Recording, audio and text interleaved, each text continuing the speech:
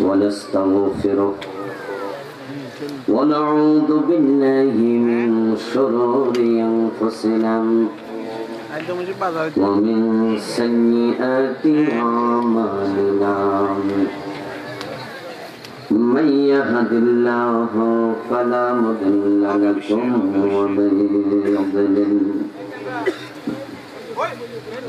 ومن يضلل فلن تجد له وليا مرشدا وأشهد أن لا إله إلا الله وأن محمدا عبده ورسوله أما بعد فقد قال الله تعالى في كلامه المجيد সকল আমার সাথে পড়ুন আউযু বিল্লাহি মিনাশ শাইতানির রাজীম বিসমিল্লাহির রাহমানির রাহিম ইয়া আইয়ুহাল্লাযীনা আমানু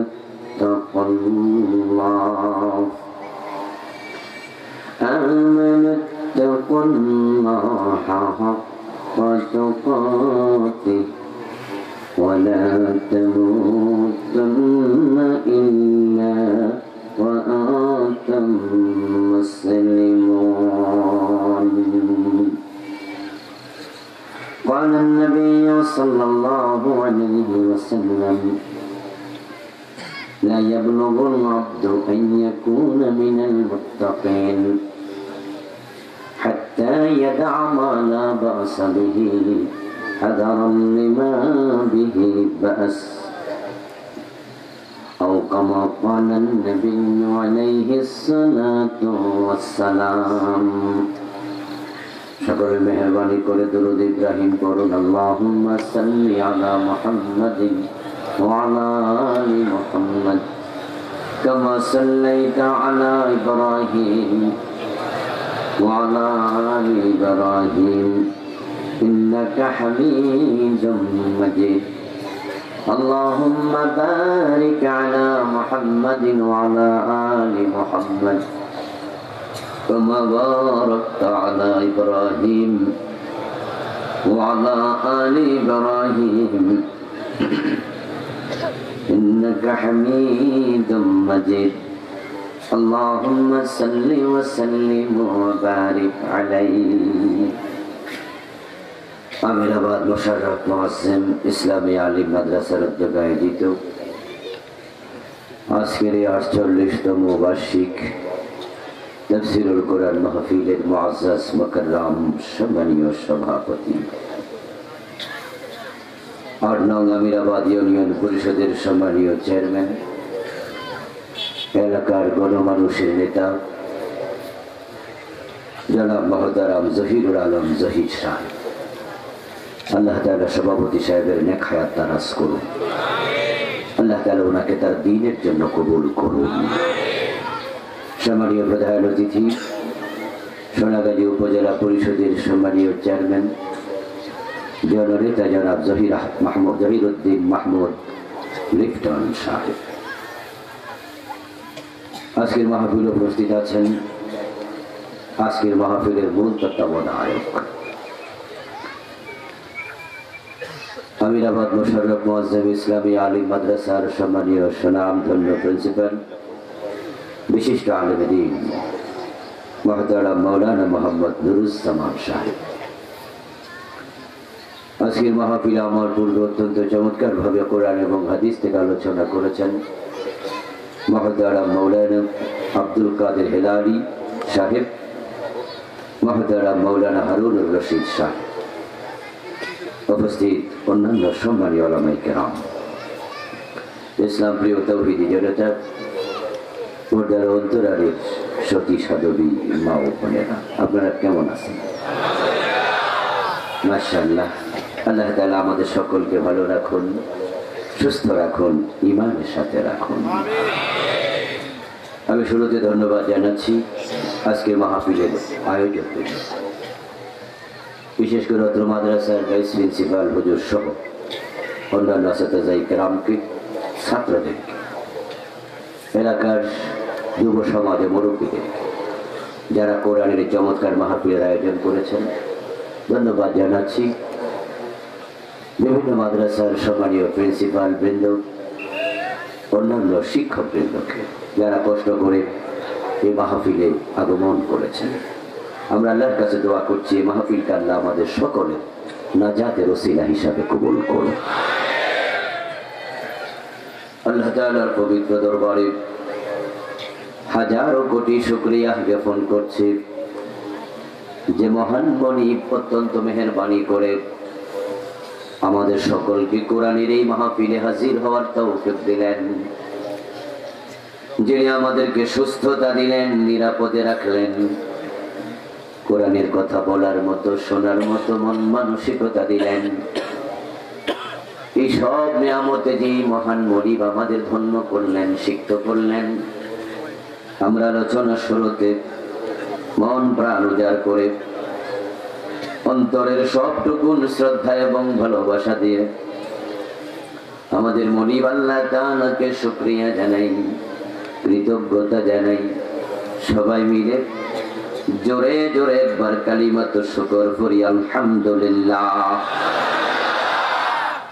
দরুদ ও সালাম বিশ্ব নবী সাইয়্যিদুল মুরসালিন, ইমামুনা কুদওয়াতুনা হাবিবুনা সানাদুনা তাবিবু কুলুবিনা মুহাম্মাদুর রাসূলুল্লাহ সাল্লাল্লাহু আলাইহি ওয়াসাল্লামের উপর সাহাবায়ে কেরাম ও শুহাদায়ে জামির আলা ইল্লিয়িন আল্লাহ তাআলার কাছে কামনা করছি, বলুন আমিন।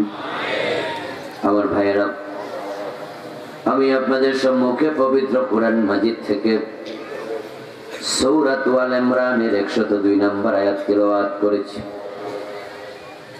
বিশ্ব নবীর পবিত্র মুখনিসৃত একখানা ছোট্ট হাদিসে নববী পাঠ করেছি। আল্লাহ তাআলা তৌফিক দান করলে এখান থেকে কিছু কথা বলবো। ওয়া মা তাওফীকি ইল্লা বিল্লাহ। আল্লাহ তাআলা বলেন, ইয়া আইয়ুহাল্লাযীনা আমানু, ও ঈমানদারেরা, তোমরা যারা ঈমান এনেছো, ইত্তাকুল্লাহ, আল্লাহকে ভয় করো, হাক্কা তুকাতিহ, যেইভাবে ভয় করা উচিত আল্লাহকে যথাযথভাবে ভয় করো। তোমরা তাকওয়া অবলম্বন করো, যেভাবে তাকওয়া অবলম্বন করা উচিত। ওয়াতাযাওয়াদু ফাইন্না খায়রাজ যাদিত তাকওয়া, কারণ তোমরা যত সম্বল অর্জন করো,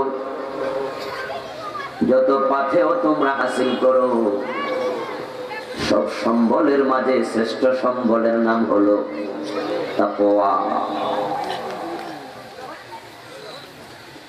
তিলকাল জান্নাতুল্লাতী নুরিসু মিন ইবাদিনা মান কানা তাকিয়্যা, আমার বান্দাদের মাঝে যারা তাকওয়া অর্জন করবে আমি তাদের জন্যই জান্নাত বানাইছি। ইন্না আকরামাকুম ইনদাল্লাহি আতকাকুম, আমার সব বান্দাদের মাঝে আমার কাছে সেই সবচেয়ে বেশি প্রিয় যার তাকওয়া যত বেশি।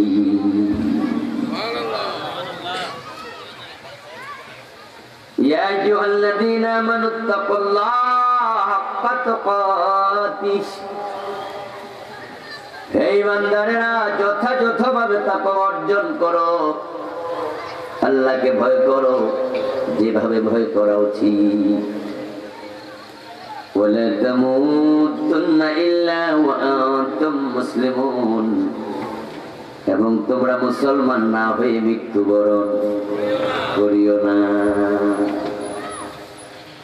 এই আয়াতের মাঝে একটা আছে আদেশ আর একটা আছে নিষেধ।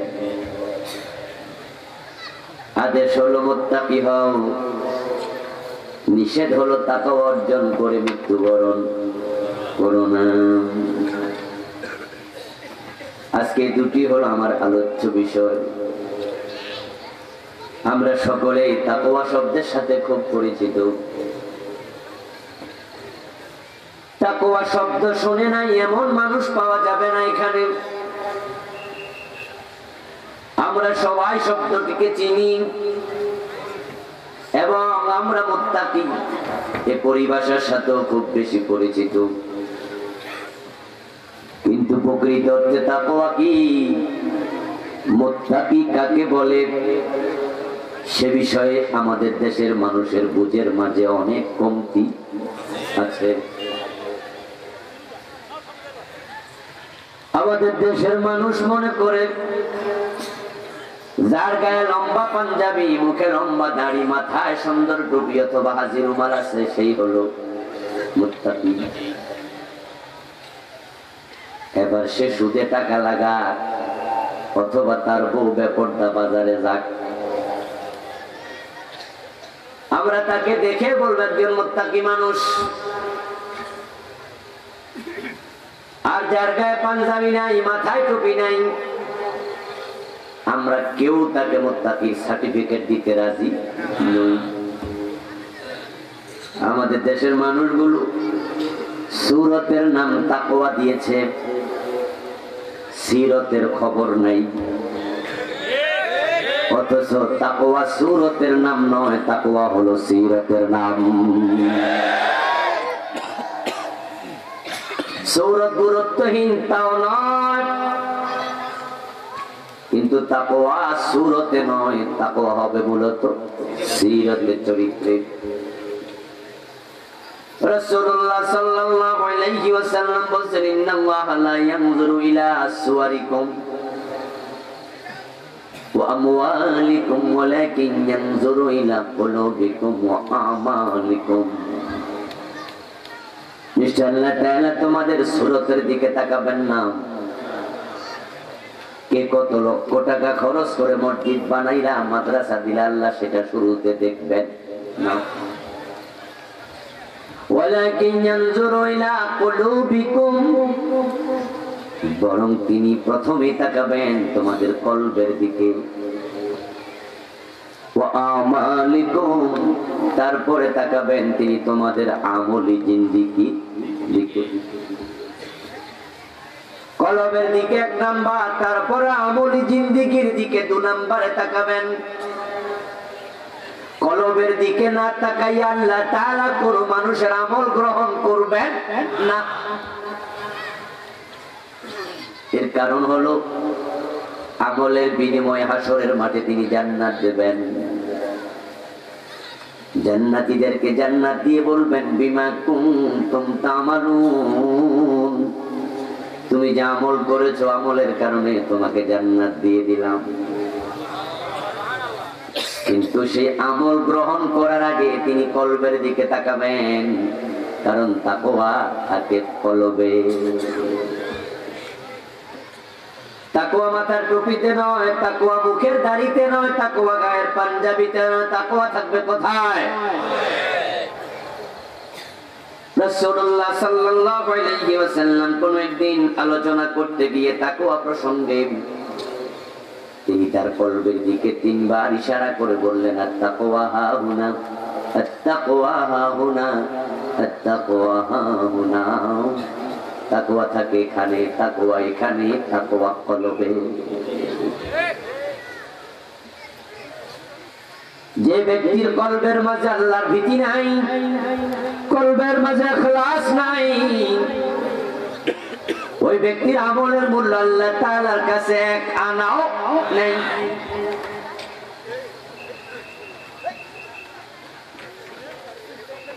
রাসূলুল্লাহ সাল্লাল্লাহু আলাইহি ওয়াসাল্লাম বলেন,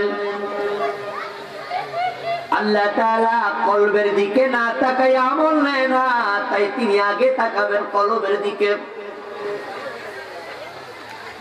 এখন আমাদের দেশের মানুষ কলবে যে তাকওয়া থাকে এটা আজকে ভুলতে বসেছে।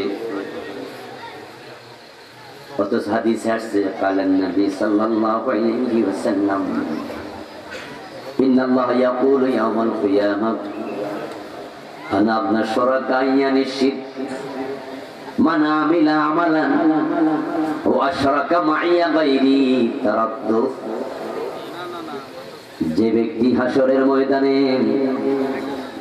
আল্লাহর সামনাসামনি হবে, আল্লাহ তার আমলগুলো যাচাই করার সময় বলবেন, আমল করার সময় যার অন্তরে শুধু আমি আল্লাহর জন্য নিবেদিত আমল ছিল না, আমার সাথে অন্যকে শরীক করেছ, তারাকতু, আজকে ওই লোকটাকে তার আমলকে আমি আল্লাহ বর্জন করলাম। আপনার কলবে কি আছে আল্লাহ সেটা এক নম্বরে দেখবেন। এই জন্য আমাদের তাকওয়া বুঝে কলবকে তাকওয়া রঙে রাঙ্গাইয়া তারপর আল্লাহর সামনে হাজির হওয়া লাগবে। নামে হাসরের দিন আল্লাহ যাদেরকে বর্জন করবেন তাদের তালিকায় আমাদেরকেও পড়তে। আর সেদিন যে সমস্ত মানুষগুলো বর্জন আল্লাহ তাআলার কাছে পরিত্যক্ত হবেন, মাতরুক হবেন, সেদিন মানুষগুলো চিৎকার দিয়ে আল্লাহ তাআলার কাছে বলবে ফালাউ আন্না লানা কাররাতান ফানাকুনা মিনাল মুমিনিন, আমাদেরকে আরেকবার দুনিয়ায় পাঠান, আমরা ভালো মুমিন হয়ে ফিরে আসব, আমরা দুই নাম্বারই করব না। সেদিন মানুষগুলো বুঝবে আমাদের কলবে তাকওয়া ছিল না, আমরা পরিত্যক্ত। কিন্তু সেদিনের বুঝ কোনো কাজে আসবে না।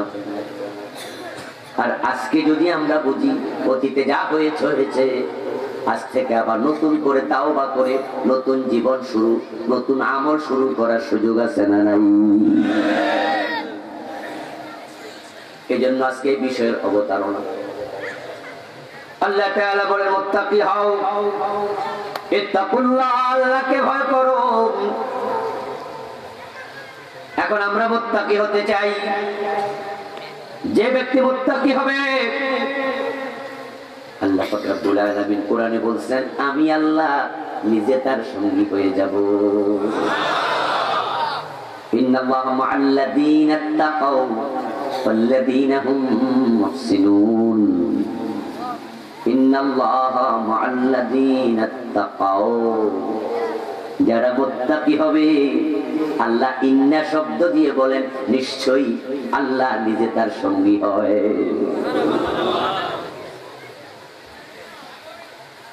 যদি আল্লাহ তাআলাকে আপনি আমি সঙ্গী বানাতে চাই, আমাদেরকে মুত্তাকি হওয়া লাগবে। যে মুত্তাকি হবে আল্লাহ তার সঙ্গী হবেন,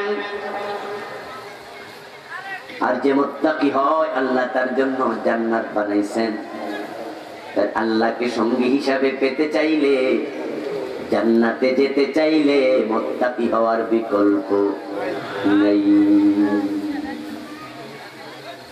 এখন মুত্তাকি যে ব্যক্তি হয় আল্লাহ তাকে সবচেয়ে বেশি ভালোবাসবেন। এখন এই তাকওয়ার পথ আজকে আমরা বাদ দিয়েছি, আজকে আমরা ভিন্ন রুটে চলছি। মুসলমান তাকওয়া কি তা শিখে না, তাকওয়া কেমনে অর্জন করা লাগে তা জানে না, শিখে না, শিখতে চায় না, জানে না, জানতে চায় না, মানে না, মানতেও চায় না। 5 লাখ টাকা খরচ করে হজে যায়, মিনার মাঠে গিয়ে শয়তানকে পাথর মারে, কিন্তু দেশে আসার পরে হাজির রুমাল মাথায়, কিন্তু চরিত্রের কোনো পরিবর্তন নাই। এর মানে তার মাথায় হাজির রুমাল উঠেছে, হয়তো হজে যাওয়ার আগে দাড়ি ছিল না, দাড়িটাও রেখেছে, আগে শার্ট গায়ে দিত, এখন পাঞ্জাবি গায়ে দেয়, কিন্তু তার কলবের অবস্থা সামান্য পরিবর্তন হয় নাই। আগেও কোরআনের আইনের কথা শুনলে চেহারা কালো করত, এখন নামের আগে আলহাজ আছে, কোরআনের আইনের কথা শুনলে এখনো চেহারা কালো করে। কলবের মাঝে সামান্য পরিবর্তন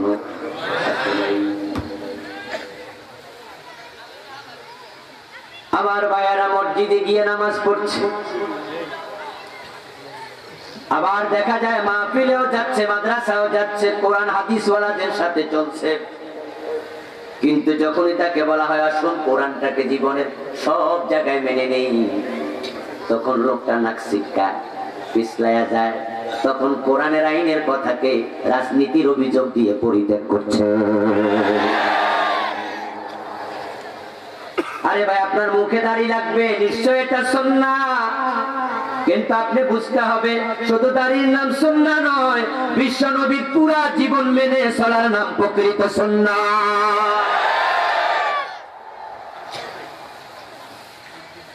মাথায় টুপির নাম শুধু সুন্নাহ নয়, বিশ্ব নবীর পুরা জীবনাচার সবটাকে নিজের জীবনে গ্রহণ করার নাম প্রকৃত সুন্নাহ।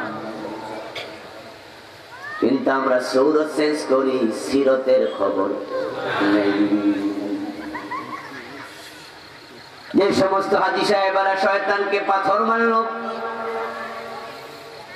আমি তো মনে করি শুধু হাসিরা যদি অন্তর পরিবর্তন করত, শয়তানকে পাথর মারার সময় তাদের অন্তরে যে শয়তানের প্রতি ঘৃণা ছিল, ওই ঘৃণাবোধ যদি দেশে আসার পরে হাসিরা লালন করে, শয়তান যেখানে আছে সেখানে পাথর মারার সিদ্ধান্ত নেয়, শুধু হাসিদের ভূমিকার কারণে এই দেশে কোন জালেম শয়তানির সাহস পাবে না।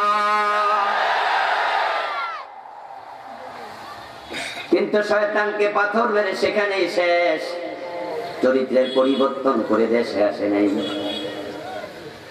তাহলে আপনার নামের আগে আলহাজ এসেছে, মাথায় হাজি রুমাল এসেছে, টুপি এসেছে, কিন্তু তাকওয়া আসে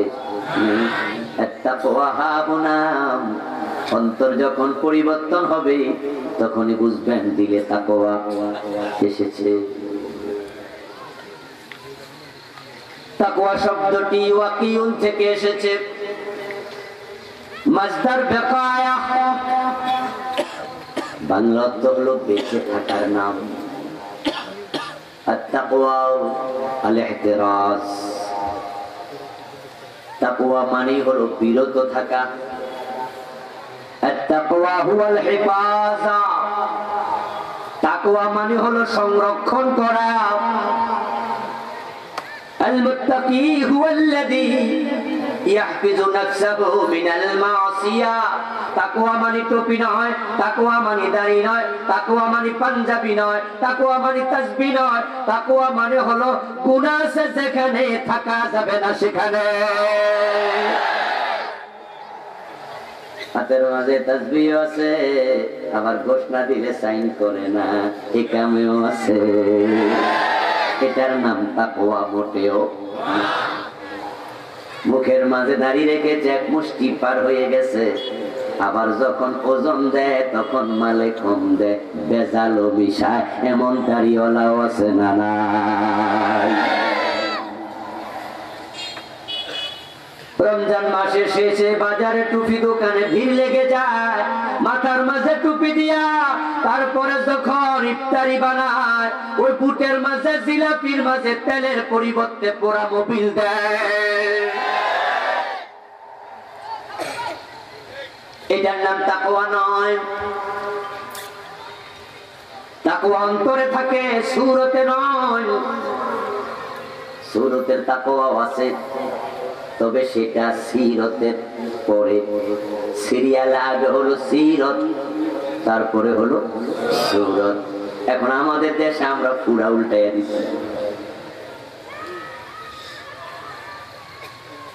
যত নামাজি এই দেশে পাওয়া যায়, যত রোজাওয়ালা পাওয়া যায়, হাসি পাওয়া যায়, টুপিওয়ালা দাড়িওয়ালা পাওয়া যায়, অর্ধেক যদি সিরতে মুত্তাকি হতো, এই দেশে অনেক আগেই আল্লাহর কোরআনের আলোকে দেশ পরিচালিত হতো।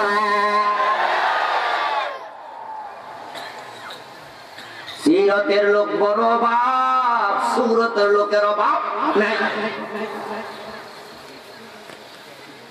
এই দেশের মতো এত পীর, এত মুরিদ পৃথিবীর কোন দেশে নাই। এই দেশের মতো এত মসজিদ পৃথিবীর কোন দেশে নাই। এই দেশের মতো তাবলীগ জামাতের কাজ পৃথিবীর কোন দেশে নেই। পৃথিবীতে মুসলিম দেশের সংখ্যা 65, ওআইসির সদস্যের সংখ্যা হলো 57। 100-তে 100% মুসলিম এমন দেশ ও পৃথিবীতে আছে, কিন্তু বিশ্ব ইজতেমা হয় কোন দেশে? 3 দিন না 6 দিন? কথা বলেন। আগে হয়তো কয়দিন, এখন হয় 3.5 লাখের উপরে মসজিদ আছে। ঢাকাকে মসজিদের শহর বলে। এই দেশে পীরের পরিমাণ এত বেশি, পৃথিবীর অনেক দেশে এত মানুষও নাই। এই দেশের মতো মাহফিল, এই দেশের মতো বক্তা, এই দেশের মতো শ্রোতা পৃথিবীর কোন দেশে হয় না। এই দেশের মতো টুপিওয়ালা পৃথিবীর কোন দেশে নাই। এই দেশের মতো দাড়িওয়ালা পৃথিবীর কোন দেশে নাই। আপনি মিশরে গেলে দেখবেন মসজিদের খতিবের মুখেও দাড়ি নাই। ইন্দোনেশিয়া গেলে দেখবেন নামাজ পড়তেছে অনেকের মাথায় টুপি নাই। মালয়েশিয়া গেলেও তাই দেখবেন। আমি আপনাদের এটা বুঝাচ্ছি না যে আপনারাও টুপি ফালাই দেন, দাড়ি কেটে ফেলেন, মোটেও না। আল্লাহর কসম, এগুলোর প্রতি আমার মহব্বত কলিজার অনেক গভীরে। কিন্তু আমি বুঝাতে চাই, এত পীরের দেশ, এত মুরিদের দেশ, এত মসজিদের দেশ, এত তাবলীগের দেশ, এত মাহফিলের দেশ, কিন্তু অফিসে আদালতে কোথাও ইসলাম পাওয়া যায় না। এর কারণ হলো দেশের লোকেরা সিরতের চেয়ে সুরতের গুরুত্ব দেয়।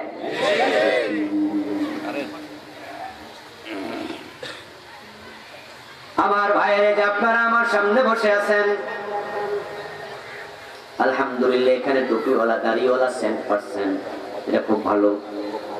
আপনাদেরকে আমরা এনকারেজ করি, এটা করা উচিত, এগুলো লাগবে। কিন্তু একটু ফতুয়া দেন তো, টুপি মাথায় দেওয়া ফরজ না সুন্নাত? দাড়ি রাখা ফরজ না সুন্নাত? বিশুদ্ধ কোরআন তেলাওয়াত করা ফরজ না সুন্নাত? এই যে টুপিওয়ালা আছে, অনেক দাড়িওয়ালা আছে, কিন্তু বিশুদ্ধ কোরআন তেলাওয়াত জানে শতকরা কয়জন?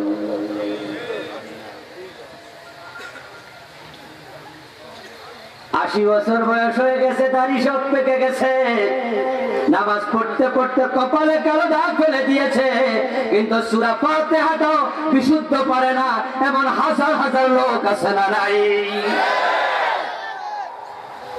লোকের মাথায় টুপি আছে, মুখে দাঁড়িয়ে আছে, কিন্তু তেলাওয়াত শুদ্ধ। এর মানে সে সুন্নতের গুরুত্ব বেশি দিছে, ফরজের গুরুত্ব কম দিছে। এর মানে ইসলামে যে তাকওয়ার ডিজাইন আছে, ওই তাকওয়ার ডিজাইনটাই এই দেশের লোক অধিকাংশ বুঝে না। বাস্তবতা বুঝাচ্ছি আপনাদের, যদি একটা লোক শার্ট গায়ে প্যান্ট পরনে, মুখের মাঝে দাড়ি নাই, এই লোকটা যদি কোরআন তেলাওয়াত বেশি শুদ্ধ জানে, আমাদের দেশে ইমামের জায়গায় দাঁড়াইলে মানুষ তার পিছনে নামাজ পড়বে না। তাই না? যেটা পিছনে নিয়ে হাজার লম্বা জামা আছে, আমার মতো সুন্দর পাগড়ি মাথায় আছে, দাঁড়িয়ে আছে, এই যদি সূরা কেরাত নাও জানে, হেরে ধাক্কায় সামনে দিব, তাহলে মানুষ মোত্তাকি ছিল কি দিয়া?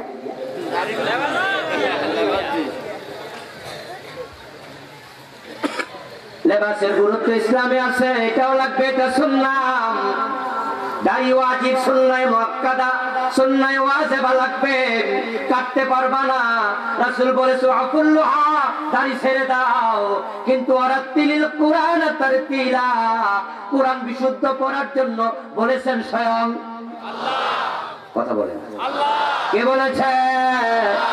রাসূল বলেছে দাড়ি রাখো, আল্লাহ কয় বিশুদ্ধ কোরআন তেলাওয়াত করো। সবাই একটু আওয়াজ করে বলুন তো, দাড়ি রাখো এমন কোন আদেশ কি কোরআনে আছে? কিন্তু বিশুদ্ধ কোরআন তেলাওয়াতের কথা কোরআনে আছে না নাই? তাহলে আপনি রাসূলের সুন্নাহটা বুঝলেন, দাড়ি রাখো, তো আল্লাহকে বিশুদ্ধ কোরআন পড়ো, এটা ছাড়লেন কেন? ঠিক। এর মানে আপনি ইসলামের পজিশনটাই বুঝলেন না।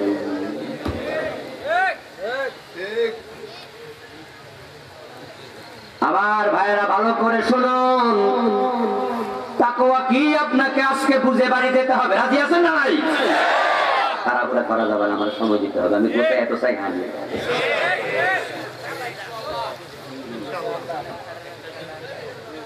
আমার মুসলমান ভাইয়েরা, আজকে আমরা ভুলের মাঝে আছি। আমরা শরীয়তের যে ক্রমধারা, এটা আমরা অনেকে বুঝি না। না বোঝার কারণে এই দেশের লোকেরা তাসবিহ এখন 100 দানার টারে 1000 দানা বানাইছে। খুব ভালো, আপনি বেশি বেশি জিকির করবেন। বেশি বেশি জিকিরের কথা কোরআনে আছে না নাই? উযকুরুল্লাহ যিকরান কাসীরা, কাসীরা, কাসীর মানে অগণিত, অনেক। বেশি বেশি জিকির করো। সাব্বিহুহু বুকরাতাও ওয়া আসীলা, জিকির করো সকাল, জিকির করো সন্ধ্যা। الذين يذكرون الله قياما وقعودا وعلى جنوبهم, জিকির করো দাঁড়ায়া, জিকির করো বসে, জিকির করো শুয়া শুয়া। এর মানে সব সময় জিকির চলবে, জিকির করবেন। খুব ভালো, 100 দানার তাসবিহ এখন 1000 দানায় রূপ নিল, জিকির মানুষ বাড়াইয়া দিল। এবার বলুন তো, জিকির করা ফরজ না নফল? সকালবেলা একজন 1000 বার সুবহানাল্লাহ পড়ছে, আর একজন 500 বার পড়ছে, আর একজন একবারও পড়ে নাই। যে পড়ে নাই একবারও আজকে ব্যস্ত কাজে চলে গেছে। আমরা কি গুনাহগার কইছি কোনোদিন? যে করছে ভালো কাম, না করলে কোনো গুনাহ নাই। এর মানে এটা কাজটা ফরজ না নফল? নফল। সকাল সন্ধ্যা জিকির করবেন, সব সময় করবেন, এটা হলো নফল। কিন্তু কোরআন শিক্ষা করা নফল না ফরজ? সকল জিকিরকারী কোরআন করতে পারে তো? পেশায় হুজুরের কাছে 30 বছর আগে মুরিদ হয়েছে, 10 বছর আগে হয়েছে, 20 বছর আগে হয়েছে। আল্লাহর বান্দা এখন সকাল সন্ধ্যা জিকির করে। 100 দানার তাসবিহে 1000 দানা লম্বা বানাইছে, জিকির এসে সময় দিচ্ছে। কিন্তু আল্লাহর কোরআন ব্যাপার, পড়ার ব্যাপার উদাসীন। কোরআন পড়ে না, পড়ার চিন্তাটাও অন্তরে নাই। অথচ জিকির করা নফল, কোরআন শিক্ষা করা তার জন্য ফরজ।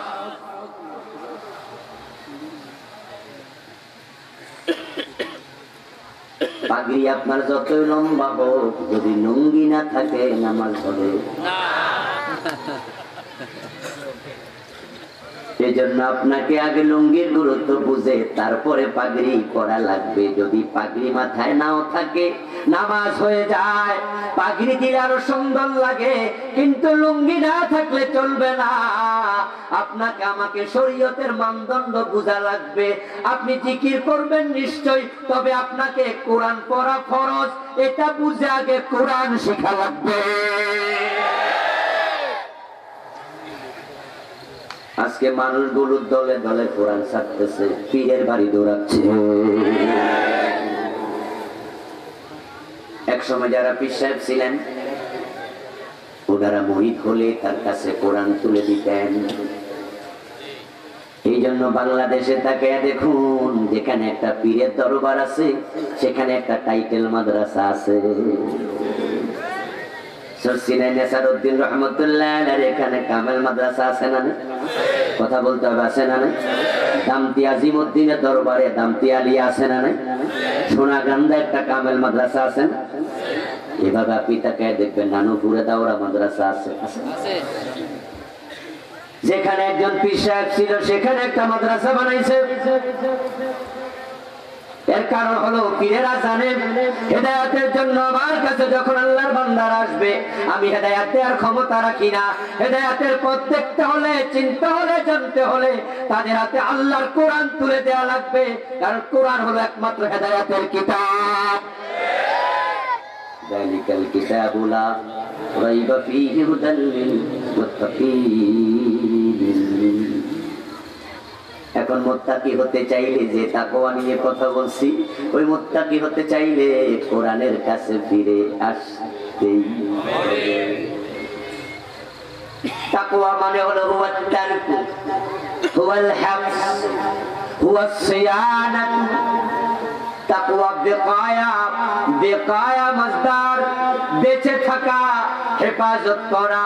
তাকওয়া মানে হলো গুনাহ বর্জন করা। যে ব্যক্তি গুনাহ বর্জন করে না, সে মুত্তাকি হতে পারে না। আমার বন্ধু, তাকওয়ার 3টা লেভেল। তাকওয়ার সর্বনিম্ন লেভেল যেটা, যার নিচে কোনো তাকওয়া নাই, সেটা হলো তারকু মা হারামাল্লাহ ওয়াদাউ মা ইফতারাদাল্লাহ, এর নিচে আর কোনো তাকওয়া নেই। আপনি মুত্তাকি হতে চান, তাহলে আপনাকে যেই কাজ করতেই হবে, আবশ্যক করতেই হবে, যেটা না করলে আপনি 33 হাত লম্বা পাগড়ি মাথায় দেন, অনেক সুন্দর লাখ টাকা দিয়ে কিনে জুব্বা গায়ে দেন, আপনার দাড়ি বগল পার হয়ে যায়, আপনার নাভির নিচে চলে যায়, কিন্তু আপনি মুত্তাকি নন। সেটা হলো তার কুমা হারাম আল্লাহ। যে মুত্তাকি হতে চায় তাকে সিদ্ধান্ত নিতে হবে আল্লাহ যত জিনিস হারাম করেছেন কোন হারাম কাজ করা যাবে না। ওয়াদাউ মা ইফতারাদাল্লাহ, এবং আল্লাহ যত ফরজ বিধান দিয়েছেন একটা ফরজও ছাড়া যাবে না। তাহলে তাকওয়ার লাস্ট লেভেল, কোনো হারাম করা যাবে না, কোনো ফরজ ছাড়া যাবে না। হারাম ছাড়া, হারাম করা কবিরা গুনাহ, ফরজ ছাড়াও কবিরা গুনাহ। এর মানে এক কথায় হলো কবিরা গুনাহ যে করে সে মুত্তাকি হতে পারে না। এটা হলো তাকওয়ার লাস্ট লেভেল, এর নিচে আর লেভেল নাই। এখন আপনাদের কাছে আমি বিনয়ের সাথে জানতে চাই, কবিরা গুনাহ কোন কোনটা, কবিরা গুনার সংখ্যা কত, এটা কি সবাই জানেন? কোন কোন কাজ কবিরা গুনাহ এটা বাংলাদেশের অনেক লোকে জানে না। তো যেটা জানে না সেটা করলো না ছাড়লো, সে বুঝবে কেমনে? আর না বুঝলে মুত্তাকি হইবে কেমনে? এই জন্য যারা সর্বনিম্ন লেভেলের তাকওয়া অর্জন করতে চায় তাদেরকে কবিরা গুনাহ চিনতে হবে, কবিরা গুনাহ বর্জন করতে হবে। ইমাম আয-যাহাবী রাহমাতুল্লাহি আলাইহি উনি একটি বই লিখেছেন, বইয়ের নাম আল কাবাইর। বাংলা সেটার অনুবাদ বের হয়েছে, নাম হলো কবিরা গুনাহ। ওখানে তিনি 70টা কবিরা গুনাহ এনেছেন। এখন আপনারা যারা আমার সামনে ডানে বামে বসা আছেন, নিজেদের প্রশ্ন করুন, 70টা কবিরা গুনাহ আমি চিনি? এই দেশের মানুষ আজীব চরিত্রের। চা দোকানের সামনে বসে আছে, কোনো কাম কাজ নাই, বসে আছে, অনেকে গল্প করছে, ওনার রান চুলকায়, আস্তে করে হাত দিয়ে লুঙ্গির নিচে চুলকাইতে চুলকাইতে রানের উপরে কাপড় আইনা চুলকাচ্ছে। 3 জন 4 জন 5 জন দেখে দেখে তাকায়া তাকায়া দেখতেছে কেমনে চুলকায়।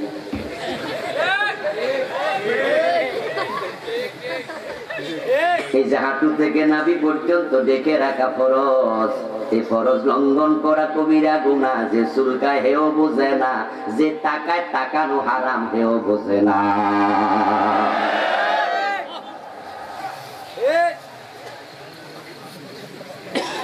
ছেলে মেয়ে মা বাবা আত্মীয় স্বজন এক জায়গায় বসে গল্প করছে, মাদ্রাসার টেবিলের মাঝে বসে ওলামারা গল্প করছে, পীরের দরবারে বসে মুরিদ গল্প করছে, হুজুরের কাছে এসে অন্য গল্প করছে। গল্প করতে করতে হঠাৎ করে অন্যের ব্যাপারে আলোচনা, গীবত শুরু হয়ে গেছে। মুরিদের সাথে পীর একসাথে গীবত করে, বক্তা শ্রোতাদেরকে নিয়ে গীবত করে, হুজুর তার ছাত্রকে নিয়ে গীবত করে, খাওয়ার টেবিলে মা বাবা ছেলে মেয়ে এক জায়গায় গীবত করে।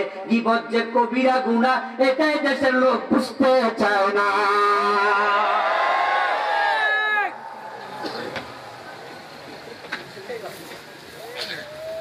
আমার বন্ধু হারাম করছে, ফরজ ছাড়তেছে গড়ে। এবার বলুন তো, সুদ খাওয়া জায়েজ না হারাম? ঘুষ খাওয়া জায়েজ না হারাম? বেপরদা হওয়া জায়েজ না হারাম? গীবত করা জায়েজ না হারাম? ওজনে কম দেয়া জায়েজ না হারাম? মানুষ ঠকানো জায়েজ না হারাম? প্রতারণা করা জায়েজ না হারাম? আপনাকে হারাম গুলো চিনতে হবে, ফাইন্ড আউট করতে হবে। বাজারে যাচ্ছে গাই গরু কেনার জন্য, বাড়ি থেকে বলে দেয়া হলো কেনার সময় দেখে কিনে আইনেন। এখন আমরা যারা বাজারে যাই, আমরা গাই গরু দুধের গরু কিনতে গেলে ওলান দেখি, দুধ বেশি হবে না কম হবে একটা অনুমান করার জন্য। কিন্তু যত লোক গাই গরু বেচতে আনছে স্বাভাবিক ওলান একজনেও রাখে না, গাই গরুর বাচ্চারে 3 দিন দুধ খাওয়ায় না, 2 দিন দুধ খাওয়ায় না, ওলানটারে ভালো করে ফুলাইয়া তারপরে নিয়ে আইছে। এখন আপনি যে ওলান দেখতে গেছেন অরিজিনাল ওলান আপনি তো পাইলেন না, মনে হলো 3 কেজি 2 কেজি দুধ, প্রথম দিন টিকে 1.5-2 কেজি, পরের দিনে পাওয়া। আচ্ছা, ওলান ফুলাইয়া জেনারেল স্বাভাবিক অবস্থায় গাই গরু বাজারে বেচতে যায়, এমন লোকের সংখ্যা কত? বিশ্বনবী তো বলছেন, মান খাদা মুমিনান ফালাইসা মিন্না, যে মুমিনকে ধোঁকা দেয়, মানুষকে ধোঁকা দেয়, সে উম্মত থাকে না। ধোঁকা দেয়া কবিরা গুনাহ, এখন যে কবিরা গুনাহ করে সে মুত্তাকি থাকে না।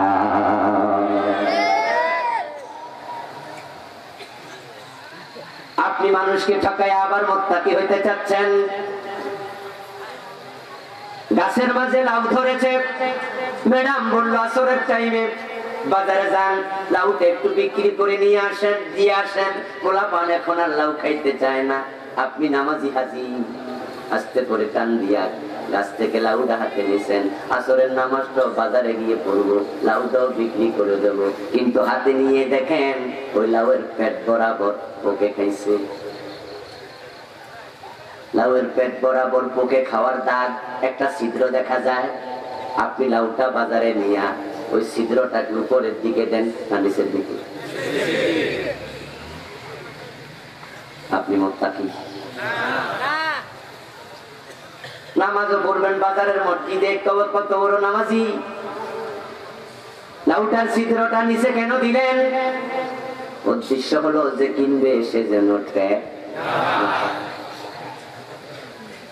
তাই যখন কেউ কিনতে আসে খুব মিঠা মিঠা কথা কইয়া তাড়াতাড়ি বেচার চিন্তা, যেন বুঝতেই না পারে, গাড়াইয়া দেখলে তো দাম কমে যাবে। এই জন্য তার হাতে ধরাইয়া দিয়া আপনি তাড়াতাড়ি মসজিদে চলে গেলেন, আল্লাহু আকবার, নামাজে খাড়াইছেন। বিশ্বনবী বলছে, মান বাঈবান ওয়া লাম ইউনাব্বি আলাইহি লাম ইয়াজাল ফি মাকতিল্লাহ আও লাম তাযালিল মালায়েকাতু তালআনুহু। যখন কোন দোষী জিনিস কেউ বিক্রি করে তখন থেকে আল্লাহর ফেরেশতারা তার উপরে লানতের বদদোয়া দিতে থাকে, যদি দোষী জায়গাটা সে না দেখাইয়া দেয়। লাম তাযালিল মালায়েকাতু তালআনুহু, ফেরেশতারা গজবের বদদোয়া দিতে থাকে। যেই লোকের রহমতের ফেরেশতা গজবের বদদোয়া দেয় সে মুত্তাকি হবে কেমনে? আমার বন্ধু 5 ওয়াক্ত নামাজ পড়ে, মাথায় টুপি আছে, হজ করছে, আলহাজ, কিন্তু নিজের মেয়েটা বুরকা ছাড়া কলেজে যায়, এমন হাসি গাছি আছে না নাই? পর্দা করা নফল না ফরজ? তো নিজের মেয়ের পর্দার কি খবর?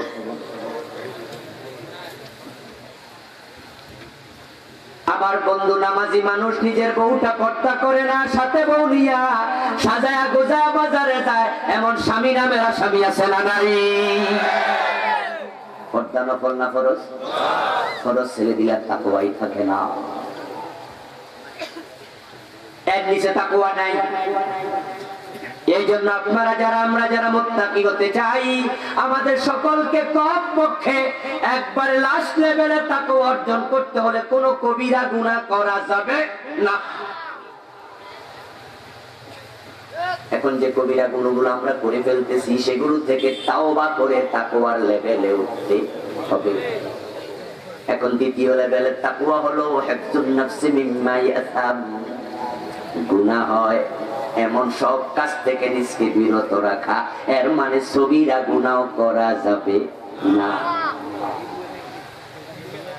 তাকওয়ার দ্বিতীয় পর্যায়ে যেতে হলে গুনাহ আছে যেখানে যাওয়া যাবে না সেখানে। কিন্তু আমাদের প্রবণতা হলো যখন কেউ বলে এটা মাকরুহ তখন আমরা এটাকে আর দোষ মনে করি না।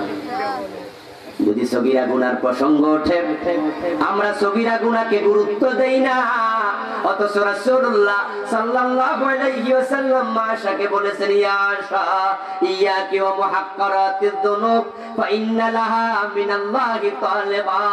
ও আয়েশা কোন গুনাহকে ছোট মনে করো না, আল্লাহর কাছে ছোট গুনার ব্যাপারেও জবাব দেয়া লাগবে। আর ছোট গুনাহগুলো যখন বারবার করা হয়, ছোট গুনাহগুলোই কবিরায় রূপ নেয়। বাংলায় প্রবাদ আছে, ছোট্ট ছোট্ট বালিকণা বিন্দু বিন্দু জল গড়ে তোলে মহাদেশ সাগর তল। আপনারা যারা পাহাড় দেখেছেন, ওই পাহাড় গুলো ছোট ছোট বালিকণার বিশাল আকার। আপনারা যে সমুদ্র দেখেছেন, ছোট্ট ছোট্ট বৃষ্টির কণা আজকের সমুদ্র।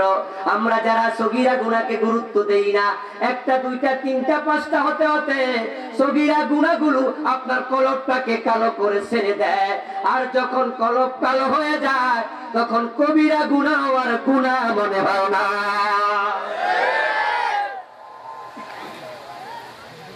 قال النبي صلى الله عليه وسلم إذا أذنب المؤمن كانت نقطة سوداء في قلبه।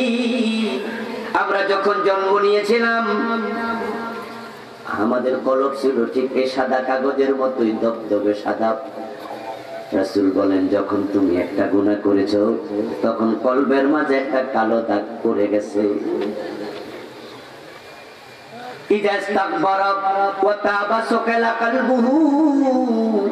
যদি তুমি তাওবা করো, ইস্তেগফার করো, তোমার কলবটাকে পরিষ্কার করে দেয়া হয়। যদি তুমি ইস্তেগফার না করো, তাওবা না করো, গুনাহ করতে থাকো পুরা কলব তখন কালো হয়ে যায়। তখন তোমার কাছে গুনার গুনাই মনে হয় না। এই হাদিস যে কত বাস্তব, তা আমাদের চরিত্র দেখলে বুঝবেন। আমার বন্ধু, কিছু লোক আছে যারা ঘুষ খায় অফিসে। ঘুষ যে তারা খায়, আপনি প্রশ্ন করুন, ও ভাই আপনি ঘুষ খান কেন? সাথে সাথে একটি তিরস্কারের হাসি দিয়ে বলবে, ঘুষ না খাইলে খাবো কি? এবং ঘুষ চাওয়ার স্টাইলটা এমন, এটা চাওয়া তার অধিকার। আপনি জেরা করতে যাবেন, তখন আপনাকে যুক্তি দিয়ে বলবে, চাকরি নিচ্ছি 10 লাখ টাকা দিয়া, প্রথমে জয়েন করেছি হিলটেক্সে, ওখান থেকে আবার 10 লাখ দিয়া এখানে আইছি, 20 লাখ টাকা চলে গেছে, বেতন পাই 18,000, 20 লাখ টাকা তুলবে কবে? ঘুষ দিয়া চাকরি নিছে, ঘুষ দিয়া ট্রান্সফার হয়ে এসেছে, এখন আপনার কাছ থেকে ঘুষ খাবে, এটা তার বৈধ অধিকার। বলার স্টাইলে মনে হয় তার যে এটা গুনাহ, অনুভূতিটাই নাই, অথচ সে 3টা গুনাহ করছে একসাথে। 1 নাম্বার ঘুষ দিয়ে চাকরি নেয়া হারাম, 2 নাম্বার ঘুষ দিয়ে ট্রান্সফার হয়েছে, এটা আরেকটা হারাম, 3 নাম্বার এখন আপনার কাছে ঘুষ চায়, এটা 3য় হারাম। কিন্তু ওর বলার স্টাইলে মনে হয় ঘুষ খাওয়াতে কোনো গুনাহ তার নাই। আমার বন্ধু, কালো চশমা চোখে দিয়ে দেখবেন, দুনিয়াটা কালো দেখা যায়। আপনি যদি নীল চশমা চোখে দেন, দুনিয়া নীল দেখা যায়। লাল চশমা চোখে দেন, দুনিয়া লাল দেখা যায়। চশমা খোলার পরে দেখবেন দুনিয়া কালো না, নীল না, লাল না, বাস্তবে দুনিয়া দুনিয়ার আকার। ঠিক যাদের কলব কালো হয়ে যায়, তাদের কাছে গুনার গুনাহ মনে হয় না। তাহলে মুত্তাকি হওয়ার জন্য গুনাহ পরিত্যাগ করতেই হবে।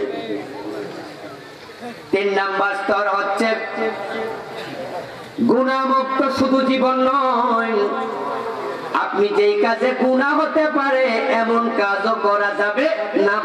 তার কুমালা বাসাবিহি হাজারান লিমা বিহি বাস, গুনাহ হতে পারে এমন কাজের কাছেও যাওয়া যাবে না। এটা হলো তাকওয়ার সর্বোত্তম মান। রাসূলুল্লাহ সাল্লাল্লাহু আলাইহি ওয়াসাল্লামের বাড়িতে কিছু খেজুর এসেছে, যাকাতের খেজুর। আল্লাহর হাবিব সাল্লাল্লাহু আলাইহি ওয়াসাল্লাম এগুলো বন্টন করে দিলেন।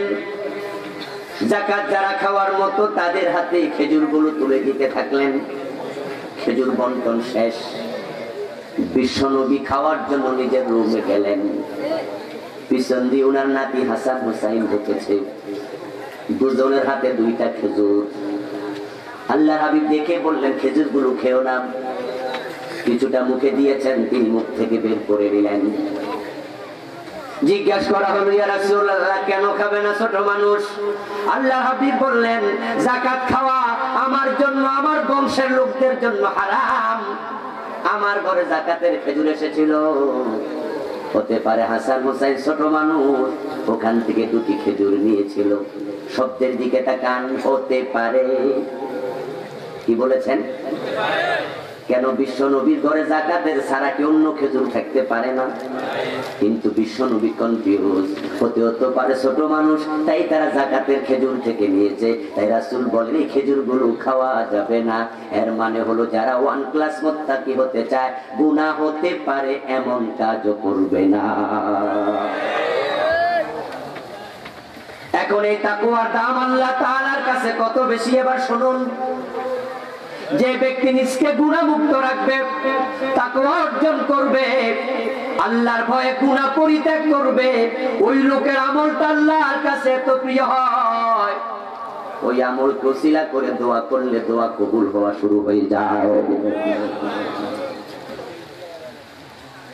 যদি আপনি এমন কোন আমল করেন আল্লাহর ভয়ে, অন্যায় পরিত্যাগ করে, আপনার বড় বিপদের দিন ওই আমল আপনার নাজাতের ওসিলা হয়ে যাবে। রাসূলুল্লাহ সাল্লাল্লাহু আলাইহি ওয়াসাল্লাম বলেন, বনী ইসরাইলের তিনজন ব্যক্তি কোন এক সফর করার জন্য বাড়ি থেকে বের হলো। সফর করতে করতে করতে করতে তারা এক পাহাড়ের পাড় দিয়ে যাচ্ছে। হঠাৎ করে ঝড় তুফান শুরু হয়ে গেল। ঝড় তুফানের কারণে আল্লাহর তিন বান্দা একটা পাহাড়ের গুহার মাঝে আশ্রয় নিল। গুহার ভিতরে ঢুকে আল্লাহর বান্দারা ঝড় তুফানের কবল থেকে বাঁচার চেষ্টা করছিল। হঠাৎ করে ঝড়ের গতিবেগে একটা বড় মাপের পাথর গুহার মুখে এসে পড়ে গেল। এত বড় পাথর, তিনজন ধাক্কাচ্ছে, এক চুল পরিমাণ নড়াচ্ছে না, নাড়াতে পারছে না। বিশাল পাথর। আপনারা যারা জাফলংয়ে গেছেন তারা দেখেছেন, নদীর পার থেকে ভারতের অংশে বিশাল একটা পাথর আছে। ওই পাথরের উপরে ওই দেশের বিএসএফ এর ক্যাম্প বানাইছে, শুধু একটা পাথরের উপরে। ওই পাথরটা কত মন হবে আল্লাহ ভালো জানেন। নদীর পার থেকে ওই পারে দেখা যায়, শুধু একটা পাথরের উপরে বিএসএফ এর বিশাল ঘর। তিনজন মানুষ যদি 2 মন হয় তাহলে 6 মন হবে। পাথর যদি 20 মন হয়, সরাবে কেমনে? বিশাল পাথর, গুহার মুখ বন্ধ। ঝড় তুফান থেমেছে না ঝড় তুফান চলছে, ভিতর থেকে বুঝার কোনো সুযোগই নাই। খাবার নাই, পানি নাই, এখন কি হবে? তিনজন ধাক্কাচ্ছে, পাথর সামান্য নড়ে না। তিনজন নিজের চোখে মৃত্যু দেখতে পাচ্ছে। তিনজন ছিল মুসলমান, মুমিন, ভালো মানুষ। এখন তারা বলছে, শোনো বন্ধুগণ, এখানে বাঁচানোর ক্ষমতা এক আল্লাহ ছাড়া আর কারো নাই। জীবনে যদি কোনো ভালো কাজ করো, আল্লাহকে ভয় করে, শুধু তাকওয়ার ভিত্তিতে কোনো আমল করো, ওই আমলের কথা স্মরণ করে একটু দোয়া শুরু করে দাও, আল্লাহ হেফাজত করে। এক বন্ধু হাত তুললো, বাকি 2 জন হাত তুললো। সে বলতেছে, আল্লাহ, আমার একজন বৃদ্ধা মা ছিল, আমি আমার বৃদ্ধ মা, বৃদ্ধ বাবা 2 জনকে বড় ভালোবাসতাম। আমার ছাগল ছিল অনেকগুলো, আমি মরুভূমিতে ছাগল চড়াতাম, আমি রাখাল মানুষ। কিন্তু মা বাবাকে ছাগলের দুধ না খাইয়ে আমি কখনো আমার সন্তানকে খাইতে দিতাম না, নিজেও কোনোদিন খেতাম না। এইভাবে আমার জীবন চলছিল। একদিন আমি ছাগল পাল নিয়ে বাসায় এসে দেখি রাত হয়ে গেছে গভীর, মা বাবা 2 জন ঘুমিয়ে গেছে। আমি ছাগলের ওলান থেকে দুধ দহন করলাম, দহন করে বালতির মাঝে নিয়ে ঘরে গিয়ে মা বাবার কাছে দুধ দিয়ে হাজির হলাম। দেখি 2 জন নাক ডেকে ঘুমাচ্ছে। আমার মনে আসলো, যদি এখন ঘুম ভাঙ্গাইয়া তাদেরকে দুধ খাইতে দেই, তাহলে কাঁচা ঘুম ভেঙে গেলে কষ্ট পাবে, ঘুমে নাও ধরতে পারে। তাই আমি ঘুম থেকে জাগালাম না, আমার সন্তানেরা ওই রুম থেকে চেঁচামেচি করছে, কান্নাকাটি করছে, বাবা ক্ষুধায় কষ্ট পাচ্ছি, দুধ দাও। কিন্তু আমার তো সিস্টেম, আমার মা বাবাকে না খাওয়াইয়া আমি খাই না, সন্তানকেও খাওয়াই না, তাদেরকে সব সময় প্রাধান্য দিতাম। আজকে আমি ওই সুন্নাহ, ওই সিস্টেম ভাঙতে রাজি হই নাই। আমি বলেছি ওয়েট করো, অপেক্ষা করো, আমি আসছি। সন্তানরা কানতে কানতে ক্ষুধা এক পর্যায়ে ঘুমাইয়া গেছে, আর দুধের পেয়ালা নিয়ে আমি দাঁড়াইয়া আছি। গভীর রাতে মা বাবার ঘুম ভাঙলো। আমি তাদের দুইজনকে দুধ খাইয়ে তারপরে সন্তানদের কাছে গেলাম, তাদেরকে খাওয়াইয়া তারপরে নিজে খেলাম। ও আল্লাহ, এই যে মা বাবাকে আমি প্রাধান্য দিছি, শুধুমাত্র তোমার ভয়ে দিছি। যদি আমার আমলটা তাকওয়ার ভিত্তিতে হয়, আমি আজকে বিপদ থেকে মুক্তি চাই। বাকি দুইজন আমিন বলার সাথে সাথে পাথরটা নিজে নিজে নড়ে উঠেছে। পাথরটা নড়ে উঠলো, দুইজন তিনজন তিনজন তাকায়া দেখে এবার বাহিরের আলো ঢুকতেছে, কিন্তু বের হওয়ার মতো রাস্তা হয় নাই। এবার দ্বিতীয় জন বলতেছে, আল্লাহ, আমার একজন রাখাল ছিল, কাজের শ্রমিক ছিল, তাকে আমি বাজার থেকে এনেছিলাম একদিনের জন্য। ওই শ্রমিকটা কিছু কাজ করেছে, তারপরে চলে গেছে। শ্রমিক হিসাবে এনেছিলাম, কিন্তু সেটার বেতন নেয় নাই। বেতন না নিয়া হঠাৎ উধাও হয়ে গেছে। আমি তার বেতন দেওয়ার জন্য তাকে খুঁজে পাই নাই। খুঁজে না পেয়ে আমি তখন তার বেতনের টাকাটা দিয়া একটা ছোট্ট বকরি কিনেছি। সে যে বেতন আমার কাছে পেত, তা দিয়ে একটা ছাগল কিনে আমি আমার ছাগলের সাথে এটাও মরুভূমিতে ছেড়ে দিয়েছি। ওই ছাগলটা বাচ্চা দিয়েছে, আস্তে আস্তে করে করে তার বাচ্চা অনেকগুলো হয়ে গেছে।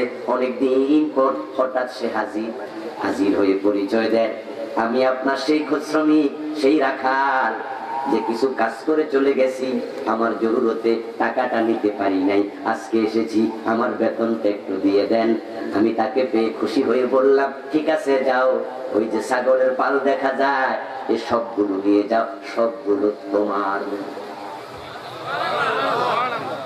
আল্লাহর বান্দা বলল, তামাশা করা দরকার নাই, বেতন দিলে দেন, না দিলে তাড়াইয়া দেন, না বলে দেন, আমি চলে যাব আমার পথে, কিন্তু আমার সাথে আপনি তামাশা করেন কেন? তখন আমি বলেছিলাম, মোটেও তামাশা নয়। তাকে পুরো হিস্ট্রি বলার পরে সে সবগুলো ছাগল পাল নিয়ে গেছে। আল্লাহ, আমি বাধা দেই নাই, শুধু তোমার ভয়ে তার হক আমি নষ্ট করি নাই। যদি তুমি কবুল করো তাকওয়ার ভিত্তিতে, আজকে তুমি বিপদ থেকে বাঁচাও। দোয়া করার সাথে সাথে পাথরটা নিজে নিজে আবার নড়ে উঠেছে। কিন্তু বের হওয়ার মতো রাস্তা নেই। নড়ে উঠেছে বটে, কিন্তু বের হওয়ার সুযোগ নেই। যতটুকু নড়ে উঠেছে, বাইর হওয়ার মতো রাস্তা হয় নাই। এখন তৃতীয় জন এবার হাত তুলে বলে, আল্লাহ, আমার একজন স্বাস্থ্য বোন ছিল, ওই চাচাতো বোন আমার কাছে এসেছিল কিছু ঋণের জন্য। আমি সেদিন তাকে বলেছিলাম, আমি তোমার প্রেমে হাবুডুবু খাচ্ছি অনেক দিন ধরে, আমার কাছে আসছো, ঋণের প্রয়োজন নাই, আমি তোমাকে কিছু দিনার এমনি দিয়ে দেব। তার সাথে আমার চুক্তি হলো, আমি তাকে এতগুলো দিনার দেব, তবে একটা শর্ত, সেটা হলো আমি তাকে একবারের জন্য কাছে পেতে চাই। অভাবের কারণে মেয়েটি রাজি হয়ে গেল। নির্ঝরে দুজন একত্র হয়ে গেলাম, তাকে নিরাবরণ করে আমি তার খুব কাছাকাছি চলে গেলাম। যখন তার রানের সাথে হাঁটুর সাথে আমার হাঁটু আমি মিশাইয়া দিলাম, হঠাৎ করে মেয়েটা কাঁপতে থাকলো এবং সে আওয়াজ করে বলল, ইত্তাকিল্লাহ ইত্তাকিল্লাহ ওয়ালা তাফতাহিল খাতাম ইল্লা বিহাক্কিহি। আওয়াজ দিয়ে বলেন সুবহানাল্লাহ। ইত্তাকিল্লাহ, আল্লাহকে ভয় করো, ওয়ালা তাফতাহিল খাতাম ইল্লা বিহাক্কিহি, অধিকার ব্যতীত আমার যৌবন নষ্ট করিও না। আমার রব, সেখানে আমি চাইলে মেয়েটির ইজ্জত লুটে নিতে পারতাম, তার সাথে আমার চুক্তিও হয়েছিল। এবং সেখানে তাকে বাঁচানোর জন্য আমার কাছ থেকে একজন মানুষও ছিল না, দুইজন একান্তে ছিলাম। কিন্তু যখন সে তাকিল্লাহ বলেছে, আল্লাহকে ভয় করো, আমি শুধু তোমার কারণে সেদিন তাকে ছেড়ে দিয়েছিলাম। আল্লাহ আমল যদি তোমার কারণে করি তাহলে আজকে বাঁচার ব্যবস্থা করো। আমি দোয়া শেষ হওয়ার সাথে সাথে পাথরটা মুখ থেকে সরে গেল। রাসূলুল্লাহ সাল্লাল্লাহু আলাইহি ওয়াসাল্লাম বলেন, আল্লাহর তিন বান্দা তখন ওই সুরঙ্গ, ওই গুহা থেকে মুক্তি পেয়ে গেল। এই হাদিস দিয়ে বিশ্বনবী আমাদেরকে বুঝাচ্ছেন তাকওয়ার পাওয়ার এত বেশি, তাকওয়ার গুণ এত বেশি। যদি আপনি এবং আমি আল্লাহকে ভয় করে অন্যায় পরিত্যাগ করি, দুনিয়ার বিপদ থেকে বাঁচাবেন, আখিরাতেও তিনি জান্নাত থেকে মুক্তি দিয়ে দেবেন। এবং তাকওয়ার রেজাল্ট যে কেমন হয় আপনি দেখুন। হযরত ওমর রাদিয়াল্লাহু তাআলা আনহুর জীবনের বিখ্যাত ঘটনা আপনারা জানেন। ওই রাতের বেলায় গিয়ে দেখেন মা মেয়ে গল্প করছিল, মনে আছে না? দুধে পানি বিষয়ও না, মা বলতেছে পানি দাও, মেয়ে কয় না। মা বলে অসুবিধা কই? মেয়ে বলে ওমর মানা করছে, রাষ্ট্রীয় সার্কুলার, তুমি কি শোনো নাই? মা বলে ওমর কোথায় মদিনায়, আমরা কোথায় গ্রামে, রাখো এসব, দরজা বন্ধ, কোথায় কিসের ওমর? মেয়ে বলেছিল কেউ না দেখুক, ওমর না দেখুক, ওমরের আল্লাহ সব দেখে। এটার নামই তাকওয়া, এটার নামই তাকওয়া। আর তাকওয়া হাগুনা, অন্তরের ভিতরে যদি তৈরি হয় আল্লাহ দেখে। আমার বন্ধু হযরত ওমর এটা শুনেই দেরি করেন নাই, ঘরের দরজার মাঝে টিক চিহ্ন দিলেন। সকাল বেলায় তিনি রাষ্ট্রীয় ফরমান পাঠালেন, মা মেয়ে দুজনকে হাজির করো আমার আদালতে, আমার দরবারে। মা মেয়ে দুজন হাজির হয়ে গেল।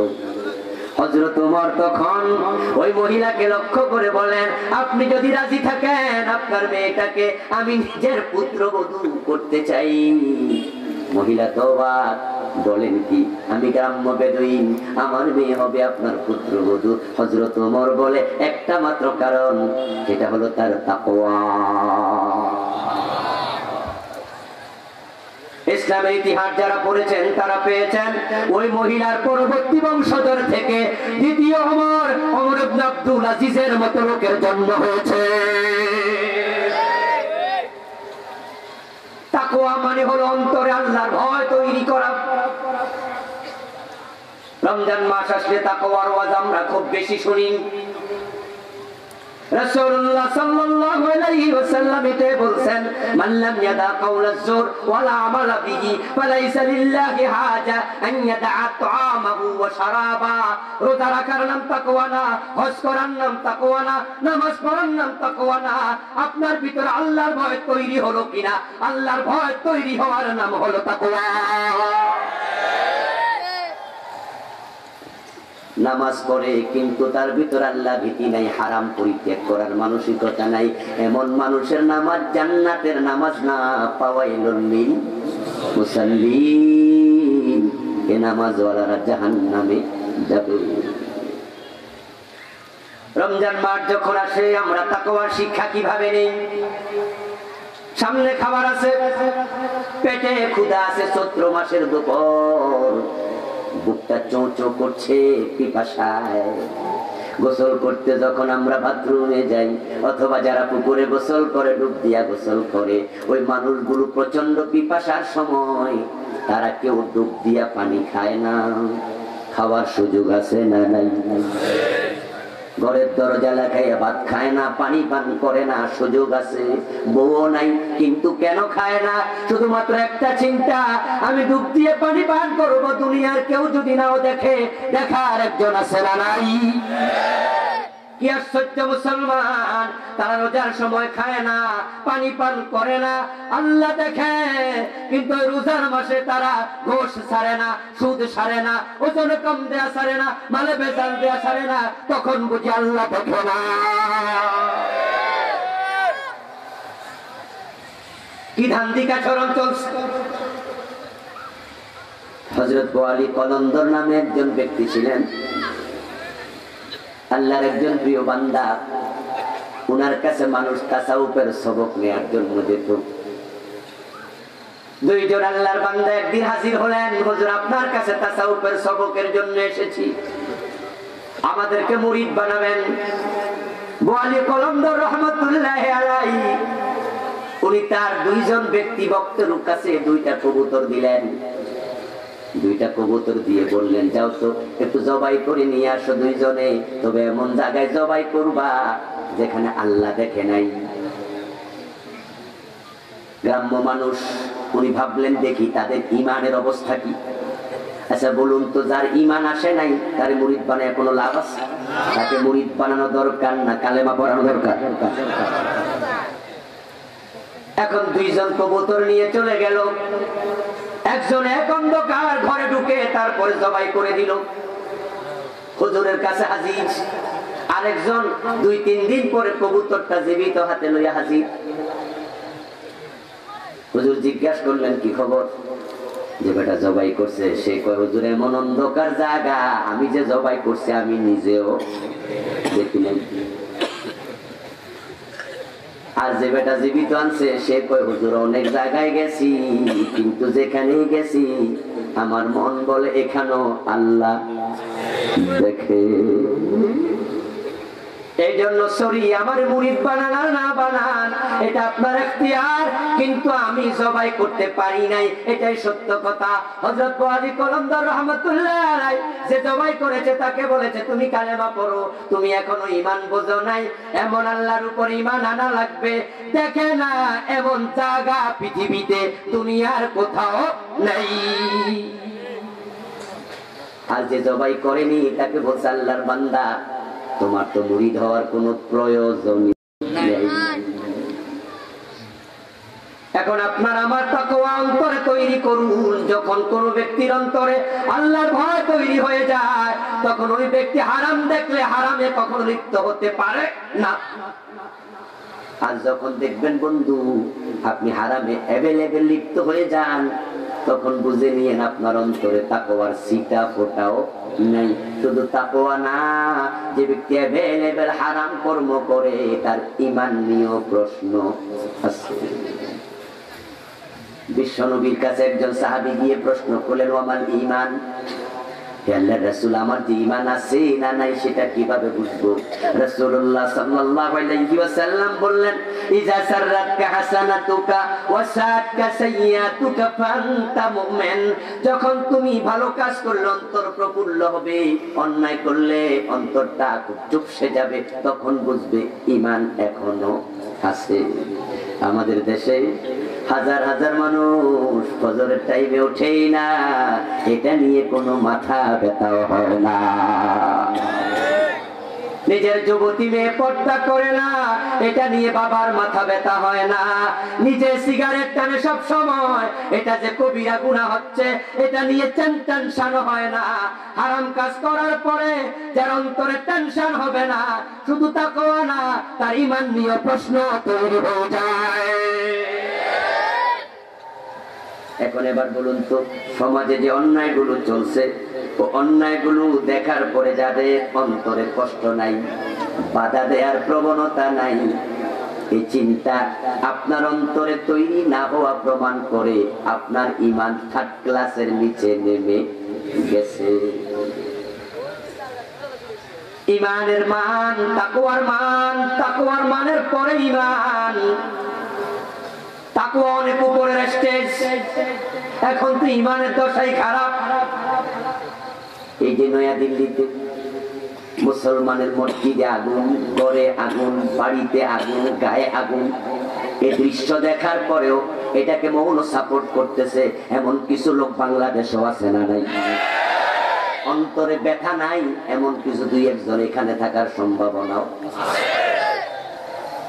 এটা ভারতের অভ্যন্তরীণ বিষয়, আমাদের নেতা বলেছে তাই নেতাকে অন্ধ সাপোর্ট করছেন এমন লোক এখানেও। আমার ভাইরা, তাকওয়া মানে শুধুমাত্র আপনার নামাজ রোজা নয়, তাকওয়া হলো অন্যায় যেখানে দেখবেন সেখানে বাধা দেয়া লাগবে, অন্যায় প্রতিরোধ করাটাও ঈমানের অংশ, এটা ফরজের অংশ। আমার বন্ধু রাসূলুল্লাহ বলেছেন ইমানেরও তিনটা স্তর, তাকওয়ার স্তর কয়টা বলছি? তিনটা। ইমানেরও স্তর তিনটা।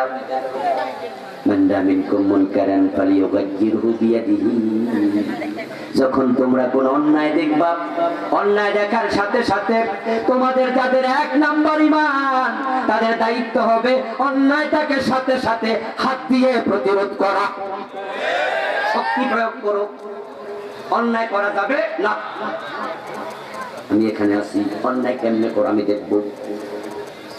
আমার বন্ধু, আপনার নিজের ধান খেতে যদি অন্য কেউ এসে ধান কাটা শুরু করে, তখন আপনি আপনার ক্ষেত বাঁচানোর জন্য, আপনার ব্যবসায় প্রতিষ্ঠানে যদি কেউ তালা খুলে মাল নেওয়া শুরু করে ওই মাল বাঁচানোর জন্য, আপনার নিজের ঘরে যদি কেউ এসে আসবাব ফার্নিচার নিয়ে রওনা দেয় ওইটা বাঁচানোর জন্য, আপনার অন্তরের যে অবস্থা হবে যখন দেখবেন আল্লাহ দ্বীনের কেউ ক্ষতি করে, আপনার অন্তরে ঠিক সেই অবস্থা হওয়া লাগবে।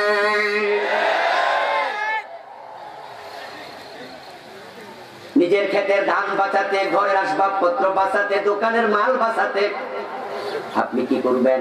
যদি আপনার ক্ষমতা থাকে আপনি হাত প্রয়োগ করবেন, মালগুলো কেড়ে নিয়ে আসবেন। খেতে ধান কাটতেছে, কাশি কেড়ে নিয়ে আসবেন। আসবাবপত্র নিচ্ছে, কেড়ে নিয়ে আসবেন। ঠিক ইমানের ব্যাপারও তাই। যখন দেখবেন অন্যায় হচ্ছে, 5 ক্লাস মোমেন্ট হতে চাইলে হাত দিয়ে প্রতিরোধ করতে হবে।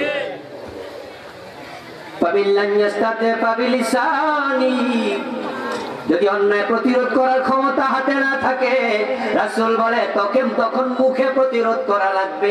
মুখের প্রতিরোধ হলো 2nd ক্লাস মোমেন্টের কাম। মুখে প্রতিরোধ কিভাবে করবেন? মিছিল, মিটিং, সেমিনার, সিম্পোজিয়াম, মানুষকে বলা, সচেতন করা, এটা হলো 2nd ক্লাস মোমেন্টের কাজ। এখন দিল্লিতে মুসলমানের মসজিদ চলছে, মুসলমানের মসজিদ না, যারা দিল্লিতে মসজিদে আগুন দিয়েছে আমি তো মনে করি তারা 250 কোটি মুসলমানের কলিজায় আগুন দিয়েছে।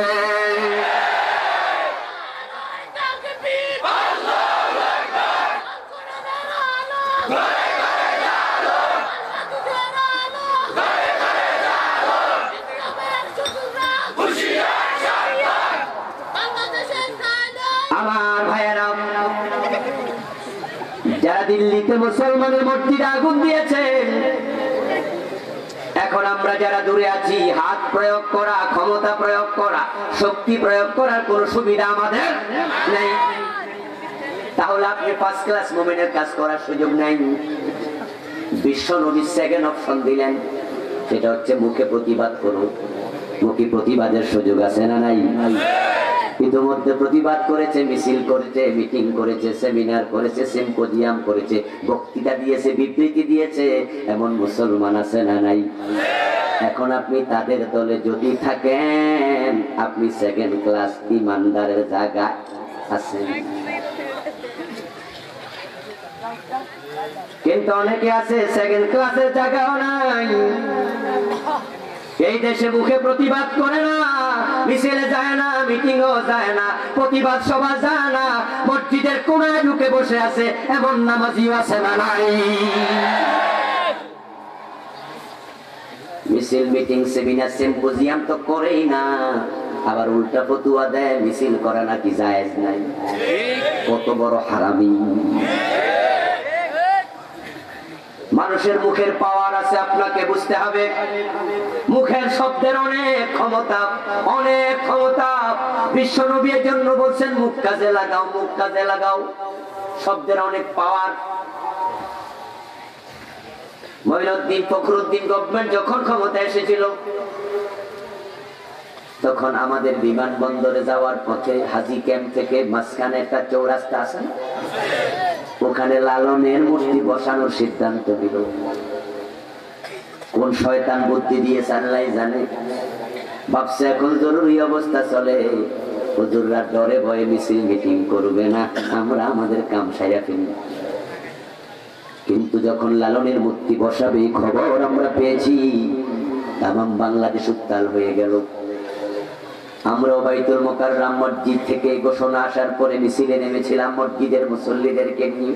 বাইতুল মুকাররমের খতিব বলেছে সরকারকে জরুরি অবস্থা ভেঙে আগামী শুক্রবারে মিছিল হবে, পাবলিক আগামীর জন্য অপেক্ষা করে নাই, সেদিন নামাজের পরে মিছিল শুরু। এক সপ্তাহ যাওয়ার আগে মঈনুদ্দিন সিদ্ধান্ত প্রত্যাহার করতে বাধ্য হয়েছে। প্রথম আলোর ম্যাগাজিন আলফিন, সাপ্তাহিক পত্রিকার সাপ্তাহিক ম্যাগাজিন আলফিনে রাসূলুল্লাহ সাল্লাল্লাহু আলাইহি ওয়াসাল্লামকে বিড়ালের সাথে তুলনা করেছিল।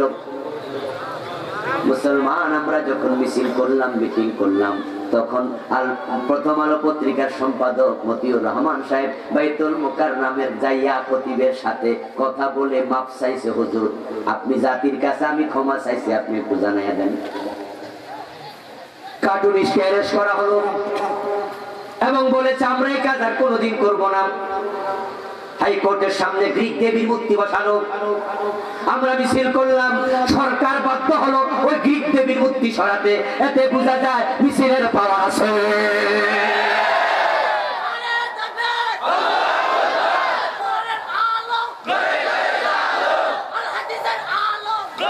আমার ভাইয়েরা, আমেরিকাতে একজন ইহুদির সন্তান, তার নাম ছিল নিকোলা ভাসিলি। সে 18 মিনিটে একটা সিনেমা বানিয়েছে, ওই সিনেমার নাম দিয়েছে দি ইনোসেন্স অফ মুসলিম। কথা কি বোঝেন? দি ইনোসেন্স অফ মুসলিম এই নাম দিয়া সেই সিনেমাতে বিশ্বনবী মুহাম্মদুর রাসূলুল্লাহ সাল্লাল্লাহু আলাইহি ওয়াসাল্লামকে চরিত্রহীন হিসাবে উপস্থাপন করার প্রচেষ্টা করেছে। এই সিনেমা যখন ইউটিউবে আপলোড করলো, বিশ্বব্যাপী প্রতিবাদ শুরু। আমরা বাংলাদেশও ঢাকাতে মিছিল করেছি, আমি আমার মসজিদের মুসল্লিদেরকে নিয়ে করেছি, হাজার হাজার মসজিদ থেকে বের হয়েছে, পুরা ঢাকার উত্তাল হয়ে গেছে। উত্তাল মিছিলে তুরস্ক, ইরান, এইভাবে পৃথিবীর অসংখ্য দেশ থেকে, পাকিস্তান এবং 2-3টা দেশে আমেরিকার দূতাবাস আক্রান্ত হলো। আমেরিকার তৎকালীন পররাষ্ট্রমন্ত্রী ঘোষণা করলো আমাদের দেশ অবাধ স্বাধীনতার দেশ, এখানে কেউ কোনো কারো কাজে হস্তক্ষেপ করে না। নিকোলা ভাসিলিও সে তার কাম করছে, আমরা বাধা দিতে পারবো না, ইউটিউব থেকে আমরা সিনেমাটা সরাতে পারবো না, এটা আমাদের সংবিধান বিরোধী। কিন্তু মুসলমানরা যখন একের পর এক উত্তাল মিছিল চলতে থাকলো সপ্তাহ পর সপ্তাহ, আমেরিকার মতো দেশ নিকোলা ভাসিলিকে অ্যারেস্ট করতে বাধ্য হলো, ওই সিনেমাটা ইউটিউব থেকে সরাতে বাধ্য হলো। এতে প্রমাণ হয় মুখের শক্তি কাজে। এখন আজকে যে দিল্লিতে মুসলমান নিধন চলছে, মুসলমানদের উপর গণহত্যা চালানো হয়েছে, ওই গণহত্যার বিরুদ্ধে तमाम পৃথিবীর মুসলমান আবার বিক্ষোভে ফেটে পড়া লাগবে। প্রত্যেকে নিজের জায়গা থেকে প্রতিবাদ করতেই হবে। আপনারা যারা আছেন আলেম ওলামা সবাই এক হওয়া লাগবে। মুসলমান तमाम দুনিয়াতে যারা আছে সবাই এক দেহের মতো। এটা ভারতের অভ্যন্তরীণ বিষয়, এটা কোন মুসলমান বলতে পারে না। قال النبي صلى الله عليه وسلم المؤمنون كجسد واحد إذا اشتكى عينه اشتكى كله إذا اشتكى رأسه اشتكى كله। বিশ্বনবী বলেন তামাম দুনিয়ার সব মুসলমান এক দেহের মতো। মাথায় যদি ব্যথা হয় তামাম শরীর ব্যথায় অংশগ্রহণ করে, চোখে যদি ব্যথা হয় হাত ঘুমায় না, পাও ঘুমায় না, চোখের সাথে হাত এবং পাও সজাগ থাকে। আফ্রিকার জঙ্গলে যদি ইমানের কারণে কোন মুসলমানের গায়ে আঘাত হয়, বাংলাদেশ থেকে তুমি যদি মুসলমান হও তোমার অন্তরে ব্যথা অনুভব করা লাগবে।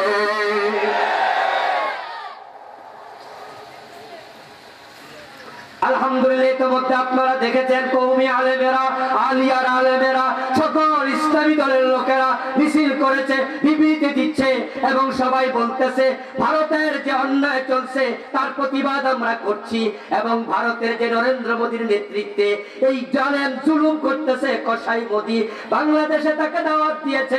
আমরা সরকারকে সব আলেমরা ইতিমধ্যে আহ্বান করতেছি, শতবর্ষের মুজিব বর্ষের অনুষ্ঠানে নরেন্দ্র মোদীকে আসতে দেয়া হবে না।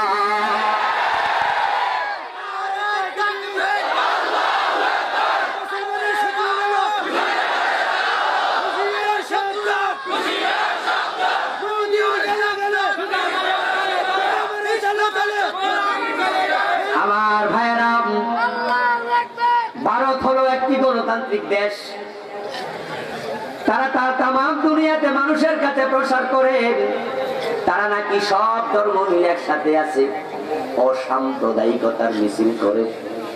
অথচ নরেন্দ্র মোদী যখন গুজরাটের মুখ্যমন্ত্রী ছিল তখনও গোদরা রেল স্টেশনে দাঙ্গা লাগাইয়া 2000 মুসলমানকে তার নেতৃত্বে আগুন দিয়ে জ্বালিয়েছিল। এবং সেবার ক্ষমতা আসার পরে পরিকল্পিতভাবে জেনোসাইড চালাচ্ছে। এটা কোনো দাঙ্গা না, এটা পরিকল্পিত মুসলিম গণহত্যা।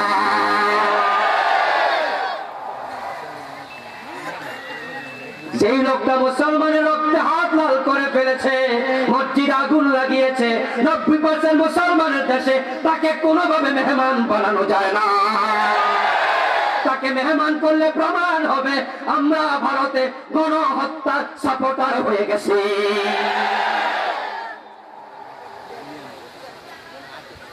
এই জন্য বরং আমাদের দায়িত্ব হলো প্রত্যেকে নিজের জায়গায় থেকে মৌখিক প্রতিবাদ করা। যদি মৌখিক প্রতিবাদ আপনি করেন অন্যায়ের, তাহলে আপনি সেকেন্ড ক্লাস ইমানদার হবেন। এখন থার্ড ক্লাস ইমানদার কারা? যারা মুখেও প্রতিবাদ করে না।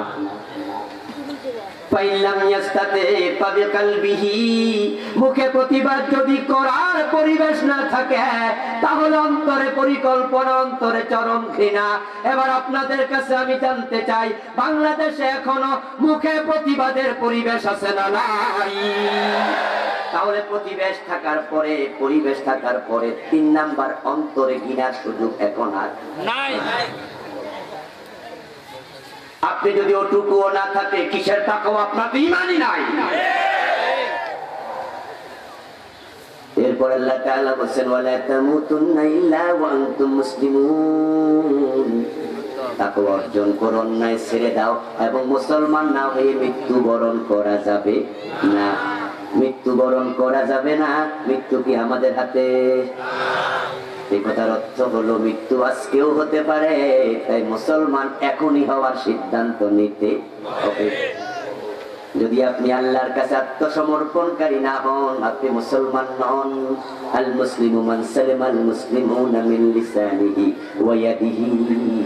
যে মুসলমান হয় তার মুখ থেকে, তার হাত থেকে অন্য নিরাপদ হয়ে যায়।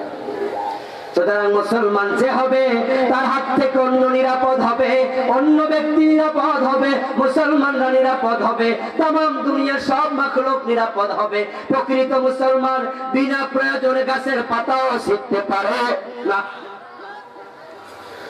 সুতরাং ভারতে যে দাঙ্গা চলছে, ওটাকে কেন্দ্র করে বাংলাদেশে কোনো হিন্দুর মন্দিরে আক্রমণ করা যাবে না।